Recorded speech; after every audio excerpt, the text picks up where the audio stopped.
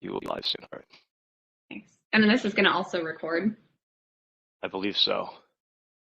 Okay. Excellent. How long is it again? 30 minutes, 45 minutes. Oh, looks So, like we're now live. We are now live. Welcome everybody. Thanks for popping into the community building emerging post-pandemic. I know community is a very important part to livelihood for businesses and entrepreneurs and building their networks. So we have three great panelists. We have a Stacy Brown, which you probably can't see how you enter your name, Stacy, Joanna Hamilton, and Jennifer Matthew. So how about we'll go, Jennifer, you can start with introducing yourself. Yeah, sure. So I'm Jen Matthew, and I'm the director of the Connecticut Center for Entrepreneurship and Innovation out of UConn. So we are housed in two different locations in downtown Hartford and in stores. And I just say that because our community spans a little bit bigger than just the stores campus and what you think of as UConn. And we also support alumni entrepreneurs and have programs across Connecticut. So we do a lot of work with the Small Business Development Center and other organizations in the state to provide entrepreneurial resources and support, and also a pipeline of really talented students coming out of the university into startups and into the ecosystem in the state of Connecticut. Awesome. We love UConn. And Joanna. Hi, I'm Johanna Hamilton. I'm the Chief Operating Officer for District New Haven. I joined in 2017 after completing my MBA. And for those of you that don't know, District is located right in New Haven and is basically infrastructure support for businesses. So providing space, whether it's long-term or flexible short-term space, resources, and opportunities for businesses and entrepreneurs. Awesome. And Stacy. Hi, I'm Stacy Brown. By day I'm an insurance IT professional working for Excel, and by night I was founder of InsurTech Hartford, launched that about 4 years ago, and started building community up in the Hartford area. And yeah, that's me. Awesome. And Stacy, you won the Community Builder Award, right? Or so, and I know Jennifer's a past winner and Stacy's a past winner / multiple finisher, right? Yeah, I think we've had InsurTech Hartford has won a number of runner-up awards, but I don't think we have actually ever won the first prize on anything. At least not yet. We'll find out tonight.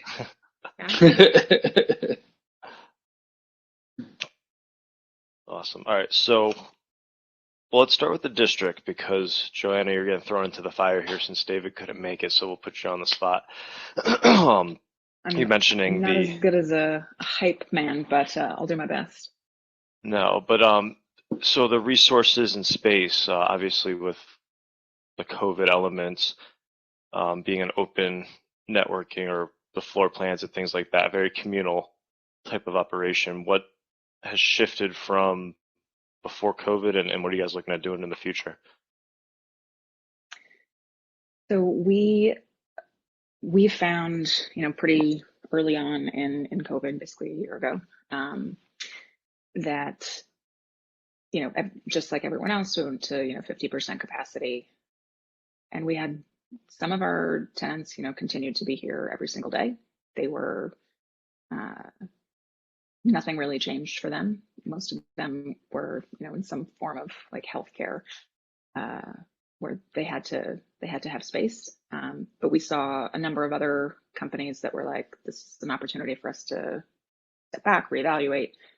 And what I think came out of COVID was more than just the community that we thought, we had been cultivating before. It really just, it ended up meaning so much more than we thought, for people to have a place where, when you normally go to, your landlord and say, I need help, that landlord is not also experiencing the same issue.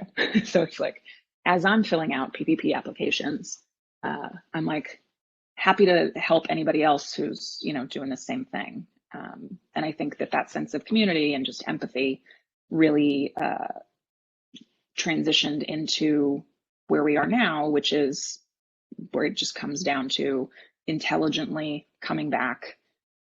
And our job is essentially providing the safety and the trust that people feel to be able to come back. Can I ask a question off of that? I'm really curious to know if you pivoted at all to a virtual community with your tenants, or how you engaged with them virtually, just because we also have a physical space and, you know, we had to pivot completely virtual, and I'm just interested in hearing more about what you did. In the very beginning, we tried to just shift what were going to be our regularly scheduled events to virtual events. And as I'm sure most of you found, there was a bit of reluctance or like Zoom fatigue. So if I'd spent 8 to 5 on Zoom, why am I going to continue a Zoom happy hour for another hour where I'm just, you know, looking at a screen? So we shifted a little bit toward, you know, we'll still provide opportunities for people to plug in and stuff, online events, but it really became more of a, how can we make available these resources in a place where you would normally get them, you know, one-to-one communication, water cooler type scenario. How can we be more purposeful in doing that? And, you know, that changes and evolves all the time, even still. But we have been able to open up and start doing more in-person events, and the energy and just the people are so excited. Like, thank you. Thank you for doing something in person. It's meant a lot for the community, and to see people come back and trust us and know that, you know, we are taking their safety seriously, that they are all, you know, still socially distant events and masks and all that, but that people are craving community because they've been isolated for so long. Yeah, and I actually just got back today from a nice little endeavor that was back in person, a bit of a work trip, and then seeing friends as well, in Texas, and my brother in Idaho, and it was, you know, being back on planes, and the planes are full, all 3 rows, which was quite interesting. So Jennifer, you guys, you know, you said everything going virtual, and did you follow what UConn says for you? Is that? Yeah, so we are housed at UConn, so we do certainly follow the university guidelines, and then the university follows the state guidelines. So we have been, as a center, completely virtual. All of our programs and events have happened online, and we have definitely learned a lot over this last year. We have been able to engage more students, though, more alumni, which I think has been a benefit to us. We have a reach, you know, across the United States and internationally. So being able to just plug people in on Zoom versus having to tell them to go to Hartford or tell them to go to Storrs for an event has been fantastic. But we are still trying to figure out those in-person elements that we are missing. And, you know, I really liked what you said about the resources and being purposeful about a place for people to go and gain access to information when you physically aren't accessible all the time. And I think we're still trying to navigate what that looks like. And I'm really interested to see what we do going forward in the next few months as we start to open things up. I believe the university is trying to create some capacity for the fall. And what does that look like for the success we've had with virtual events? Translating back to in person? Do we create some sort of hybrid model? There's a lot still up in the air that we're trying to figure out. Yeah, those, so that's kind of an interesting point, the engagement or the reach you get farther in that alumni network. Did you notice an uptick in engagement, or people that might not have ever participated before that are from Connecticut? Beyond, yeah. So we have a summer accelerator program we run, and so last summer we had been able to just plug into alumni, you know, on the West Coast, which we could have done before COVID, but for some reason our ability to you know, engage with the technology and realize that we don't all have to be on Zoom for the classroom to be logged into Zoom, right, to these people. So I don't know. It was interesting, but we were able to engage with a lot of alumni, and I think many of them just wanted to give back. I think we all sort of felt this need to support our community and support fellow entrepreneurs over this last year in any capacity that we could. And I saw that in our network significantly, people stepping up to the plate. So that was fantastic. And then we have a pitch program that we run throughout the year that really wasn't ever open to anyone outside of UConn before, just because, again, people aren't going to drive to the Storrs campus or come on to our Hartford space to watch a pitch night. And we saw so much more engagement from our community and being able just to log in and check out student pitches, provide feedback, connect them to mentorship and resources. So that was a huge victory for us. And I'm really excited to see where that takes us with that particular program in the future.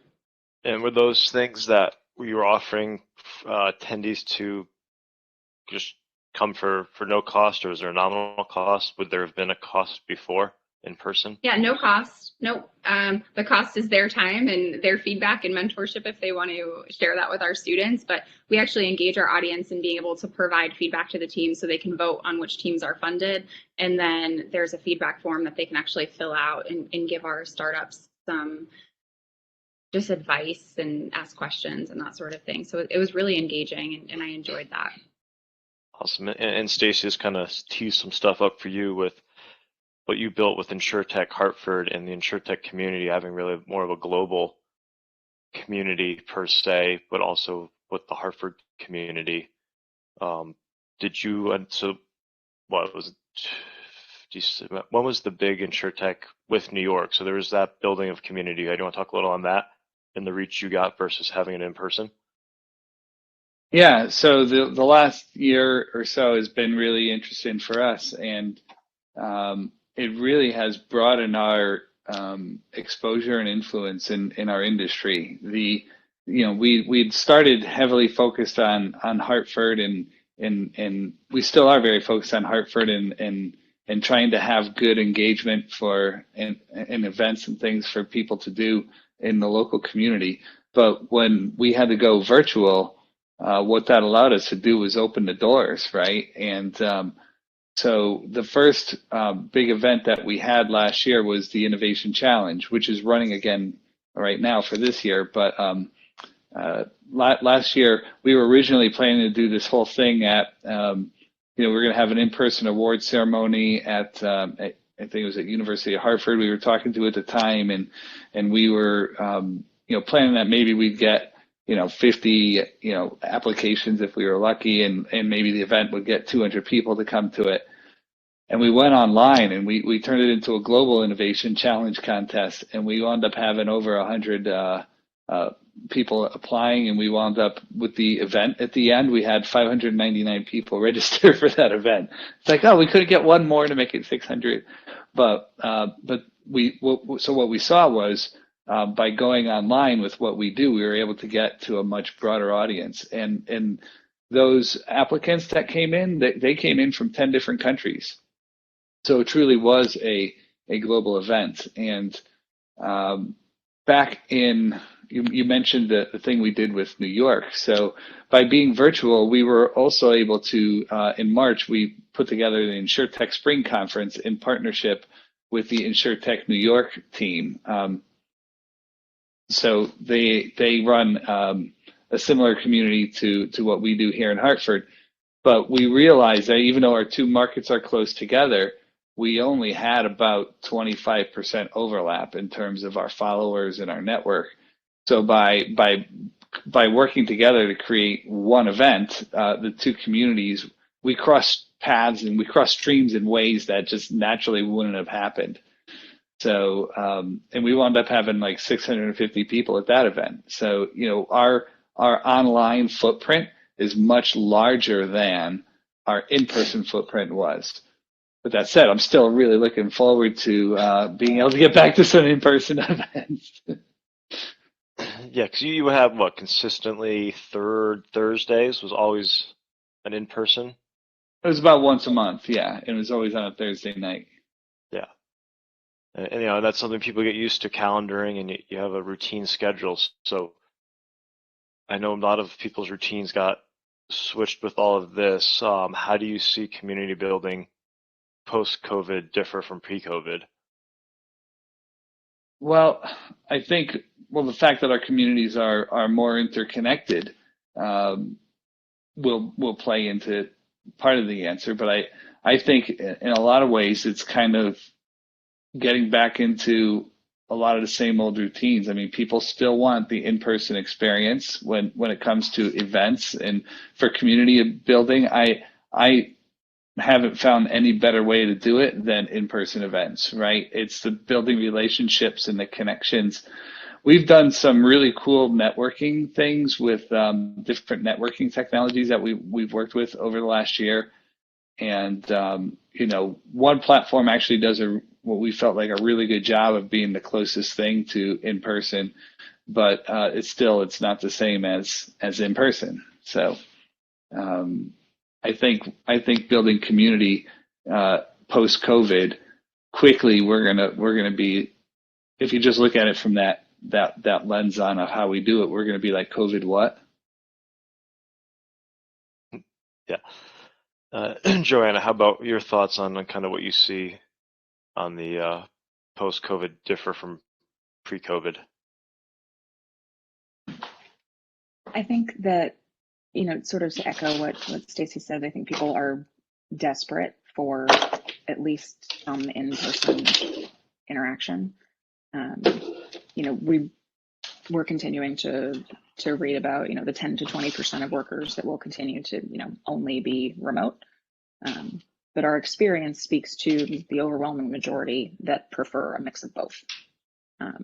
So most people, acknowledge the benefits of being, around other people when working, or even, for after work events where, employers see increased productivity, decreased office costs, if they're able to, be flexible and work on the density piece, and then reduced turnover, all of that stuff that for our companies that come in and really look to us to think about the things that, there's so many things for an entrepreneur to think about. Like, our stance is we'll take care of as much as we can. You go do your thing to make an impact. So the more that we can focus on the things like, we have, a gym on site so you can take care of wellness. You've got the restaurant here so you can take care of your immediate needs. You've got, the restaurant beer garden so you can take care of your, happy hour needs. But also just all of the things that, right. It's about balance, right? You can go to the gym after. But it's really about providing the space that will attract, recruit, and retain talent in a time where, a lot of people are hiring more and more, and they need a place for that community. Are you guys seeing an uptick of interest with people moving from maybe traditional office space to wanting to be a part of your community? Yes. So, obviously I dove into a bunch of white papers and research, and it was my MBA dissertation for district co-work. So I have, some sense of, this feels very familiar to 2008 when co-working, really became that much more well known, and sort of went from being this, coffee shop space to there's a third space. But yes, we've seen a lot of people, especially folks that are just like, maybe they worked from home 1 or 2 days a week before, but now that it's 5 days a week, they're like, this is not sustainable. Whether it's kids or spouses or just everyday life. We've seen some, companies that are thinking, I'm really just gonna rethink how we do this entire thing. The companies that are thinking, I'm just gonna have one space and whoever on my team wants to come in can use it. We've got space for that. We've also seen an uptick in meeting room reservations. So as people that want to be in person, can socially distance, and then it's Zoom capable. So people who don't want to come in, they're able to sort of meet both sides, which has been great.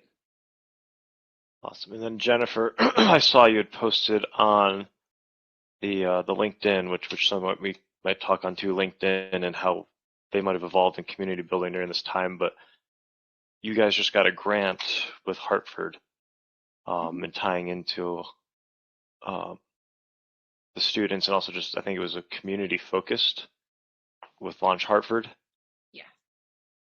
Yeah, so we actually proposed this prior to COVID, so I don't want to use that as the reason why we were able to get it, but certainly have pivoted a lot of our framework, and I think this is more helpful now. So the idea is to bring universities in the Hartford area together to support entrepreneurial activity and to provide cross collaboration across campuses for students to integrate with each other, to come up with new ideas and to pitch their ideas. So this program is called Ignite Hartford, at least for this year. That's what the funding is for. And it's a collaboration between UConn, Trinity, and Goodwin.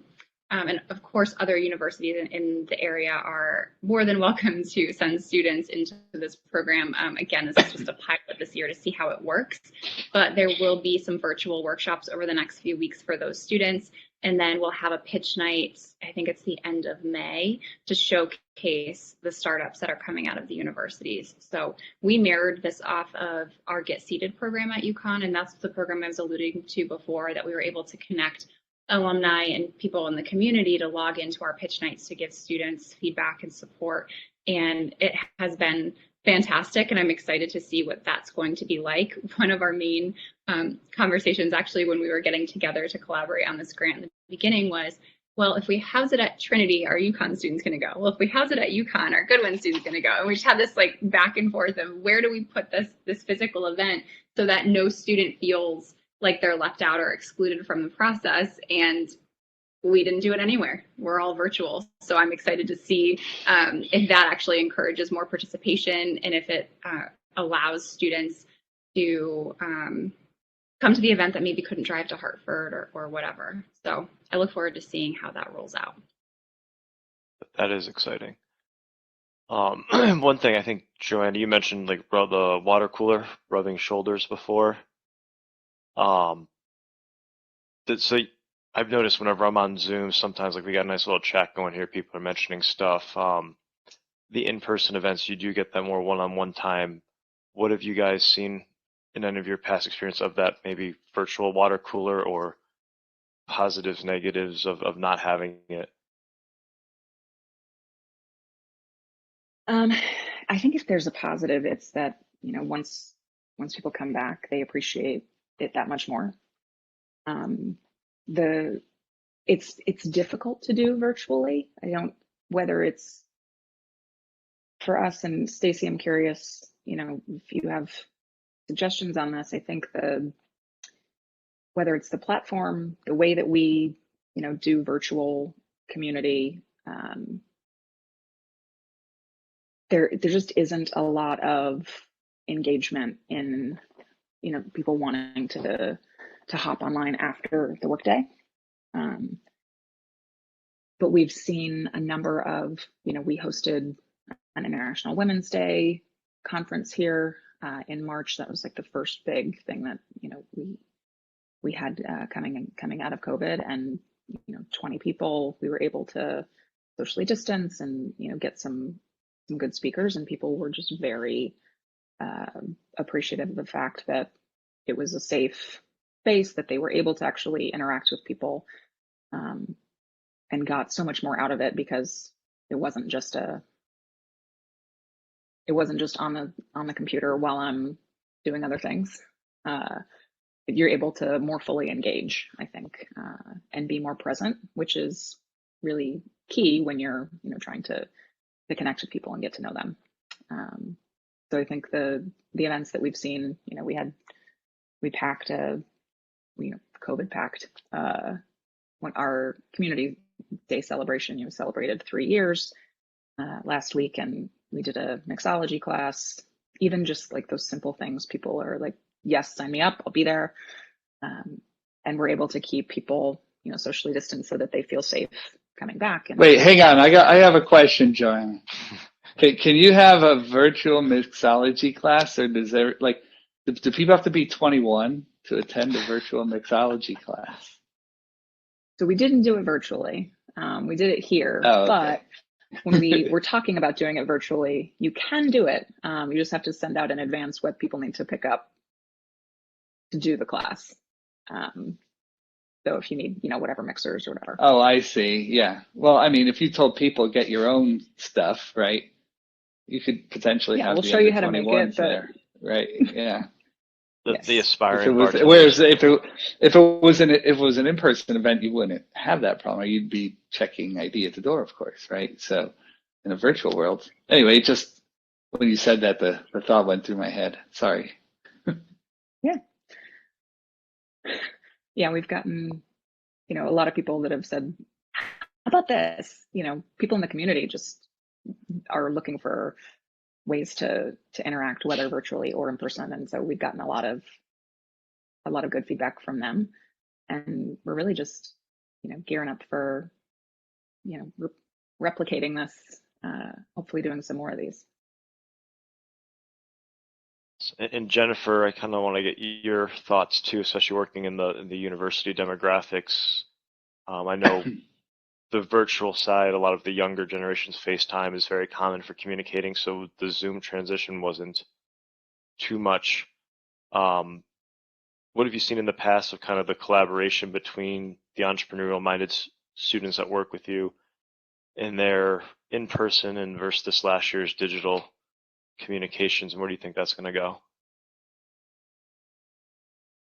Yeah, I think there's been more intentional outreach, less random stopping by, have an idea, let's talk this through, or sitting in the center and collaborating and brainstorming. I feel the vibe differently. I feel the energy differently. So I'm hoping that we're not creating a barrier to students feeling like there's access. I know, we've given, like, my Calendly link is available to our students to be able to register for time to meet with me in the case that they can't just walk into my office and talk with me or any one of our staff members, but it still just feels a little bit different. So that has been interesting. One of the elements that we're trying to work through is just virtual communications. And I think that's entirely different, regardless if you are Gen Z and have grown up with a phone and a smartphone for your entire life. I think just learning to be able to communicate professionally and doing that through Zoom. Once we can master that, I think our students and our student entrepreneurs are going to be able to translate that. The workforce is going to look different after this. So they're going into a world where this is going to be more common. But what excites me about this is the access to investors, let's say, right? So you no longer, in my opinion, need to have such proximity physically to these types of resources and opportunities where you can just plug into a call. And we, again, could have done this before, but for some reason, we felt restricted by physical location. Like we had to hop on a plane to go pitch to someone in California, right? Versus just picking up a Zoom call. But I think our students are becoming much more savvy with connecting virtually. And so we're working through that and spending a lot of time trying to teach them the skill sets that will be transferable in virtual environments. And I don't know if that answered your question. No, that was good. Because that's something I've talked with friends on and other people in the prospecting sales side of building rapport through a virtual Zoom call or having shorter but more direct meetings per se instead of the back and forth beat around the bush. But the other thing, and then Stacey, I think good one to start with you because of your day job in the larger corporate space, volunteering. What has anything at Excel changed with volunteering through the organization? I'm sure UConn probably has got a pretty big outreach. And then the district, I don't know if you guys try to facilitate volunteer events for anyone, but Stacey, you want to kind of start with what you've seen there? Yeah, and I'll give you a little bit of a personal story on this one. So Excel, I've been there for 13 years. Every year we do Global Day of Giving, where our whole company, we go out into the community, all of our offices, and we find different projects and ways to give back. And, last year, when it came time for Global Day of Giving, we obviously couldn't do what we normally do. So the company came up with different ways that you can give back virtually.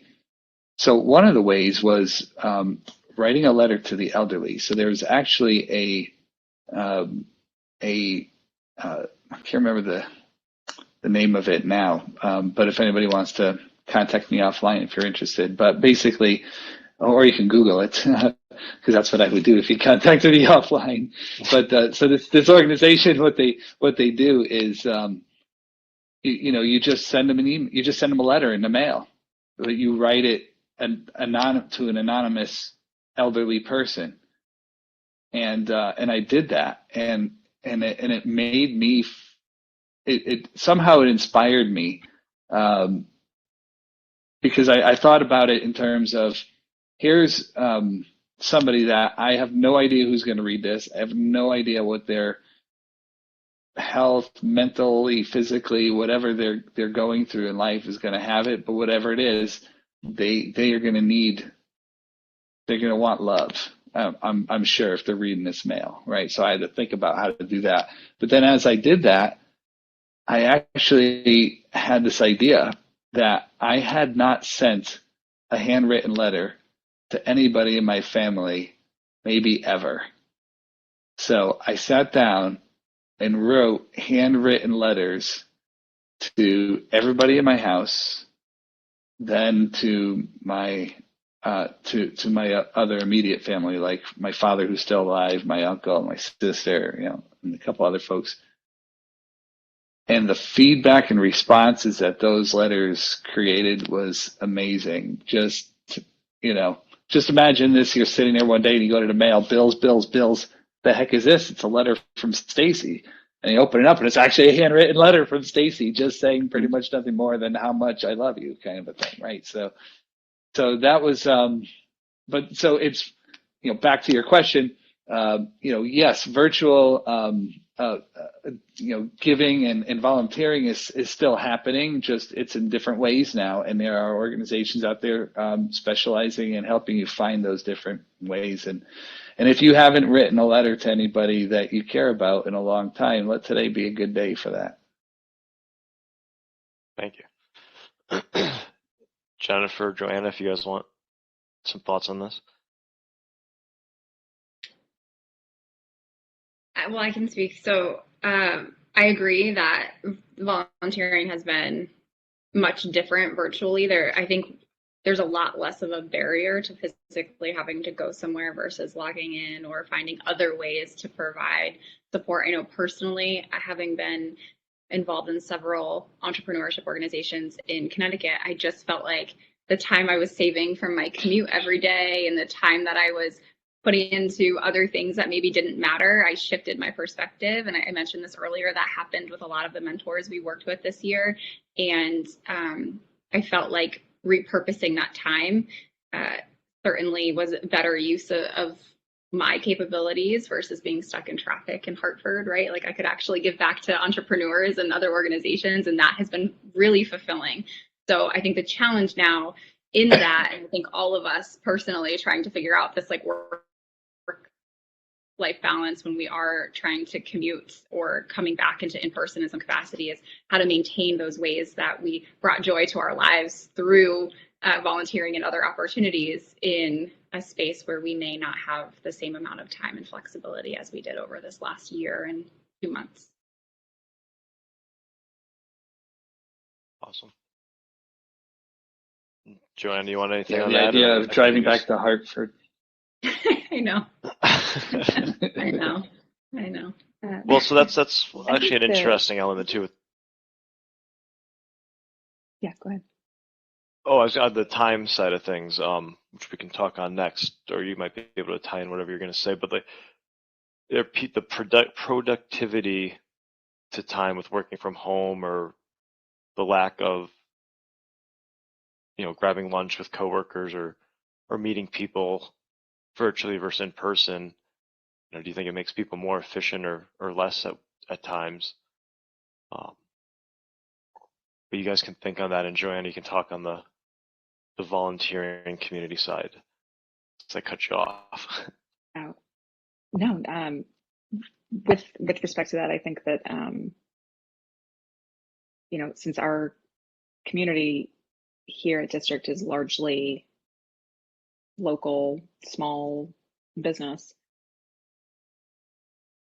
I think the sense of responsibility and collective ownership that we all felt as, we were all navigating this together, really led to, purposefully,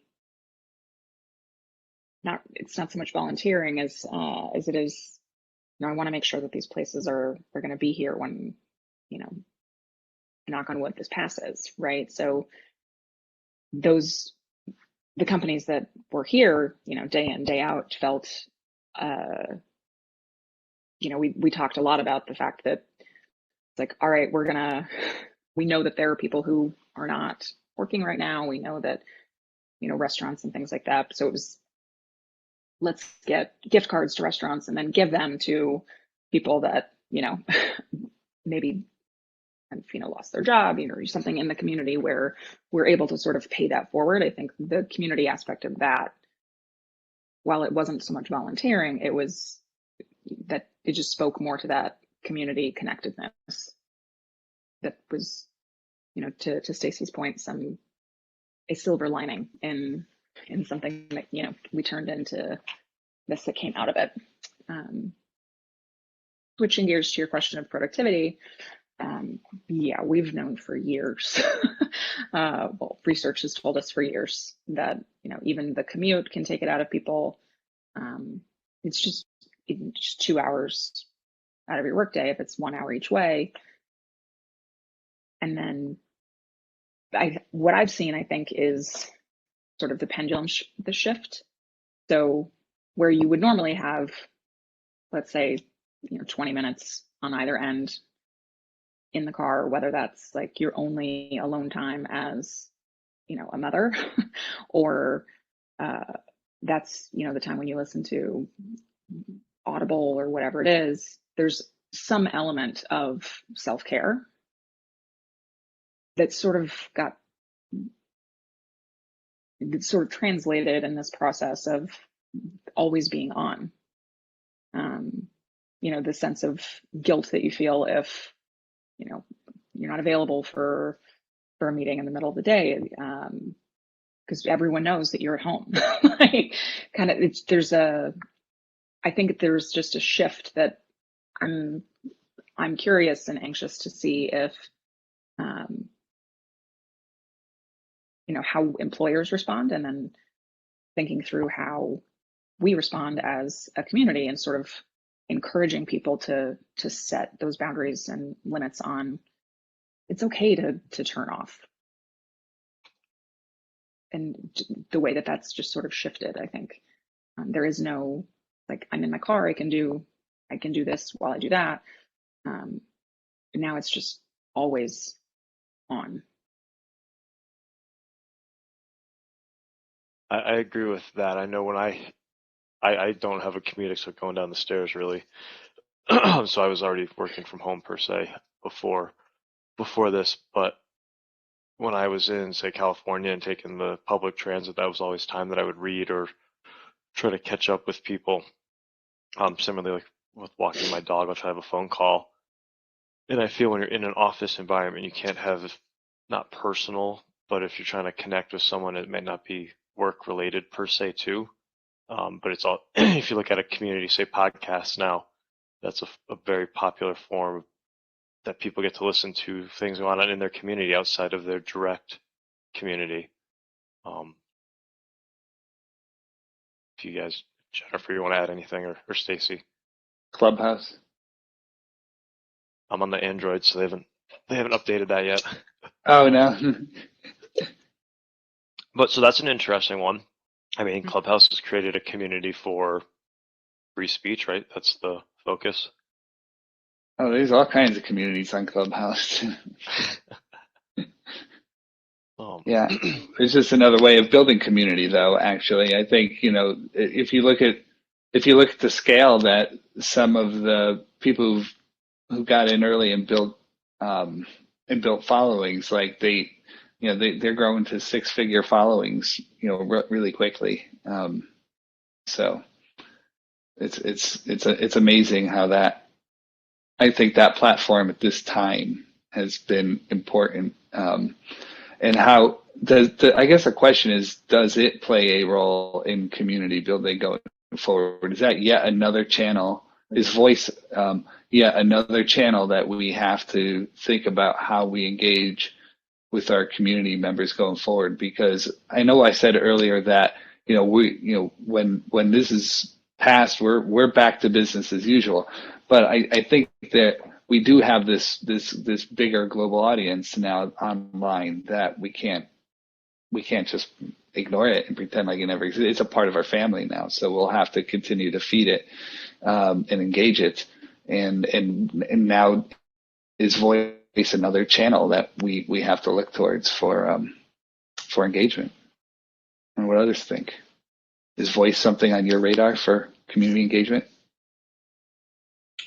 Well, I would say I think Clubhouse has reinvigorated like the whole podcasting area, right? Just being able to and being able to engage your community and talk with them and share ideas. And that's how I engage with Clubhouse now, is trying to learn more about, specific spaces that I would normally tune into a podcast and just listen to someone speak.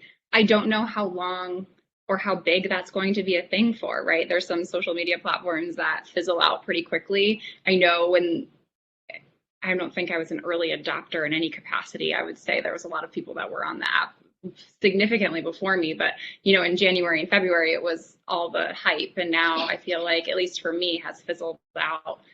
My capacity to start thinking about how do I transition my team and all of this back into a virtual environment. I've sort of shut that down. So I don't know if other people are feeling that way as well, or if it's just in my thought process. But I don't know. It would have been great if this was invented or available more massively at a larger scale, like back in April when we were all craving interactions with other people in different ways than sitting in front of Zoom. So I don't know. I don't know if there's a place for it in the future. Maybe there is. I think so. I mean, one of the things that I wrote as a note was, follow-up communication and how is that changed virtually than meeting someone in person. I think we got 2 minutes or so left here. But like Stacey, you said writing a letter, and that triggered you to write letters to your family. I used to be pretty good and try to write letters to people after I meet them, especially for the first time, or if it's a prospective side of things. But I've realized that's kind of declined virtually for me, or it's you get a LinkedIn, reach out on LinkedIn, and then they spam you as a prospective, that. So yeah, communication though is big. Is it voice? I'm going to be trying out voicemail drops soon just to see how that goes as a way of just reaching out. And it's a pre-recorded one that it can send to 200 people, 500 people, 1,000 people pretty much at once. I don't think I would do 1,000 at once because then I get even 10 people calling me quickly back. But communication is key. So I guess we got a minute if you guys want to give any closing thoughts. I think the best thing that anybody can do, coming post-pandemic is just engage. Be looking forward to whatever communities you have interest in, and look for what they're doing and just engage, whether it's online or in person. Just do it, and the rest will work itself out. I think we've been much better about promoting activities, events, everything that's going on now because we have to. We're forced to navigate through the noise. So I hope that we continue to be able to reach our audiences and that people will keep, their eyes out for opportunities, even if they're not virtual any longer. I think in terms of communication, this whole past year has sort of underscored for me how just because you think you've said it, does not mean that they heard it. And I think, who was it, the founder of LinkedIn, who said, when you get tired of saying it is when people start hearing it. And just the refrain of that continues for me as I, try to underscore the sense of safety and trust that bring people to a space, and making sure that that's at the forefront for anyone who's really looking to be involved and at least get out of their house for a day. Yeah. Awesome. Well, Joanna, Stacy, Jen, thank you guys very much for helping out in the insightful thoughts. This seems like it could be a fun conversation to keep going with the more people too. So who knows where this will go. I know there'll be a couple of kind of roundtable open talks for the rest of the day. So hopefully you guys can pop into those. Well, thanks, Ryan. Thank you. You're welcome. Thanks, Ryan. Cheers. See everybody. Bye-bye.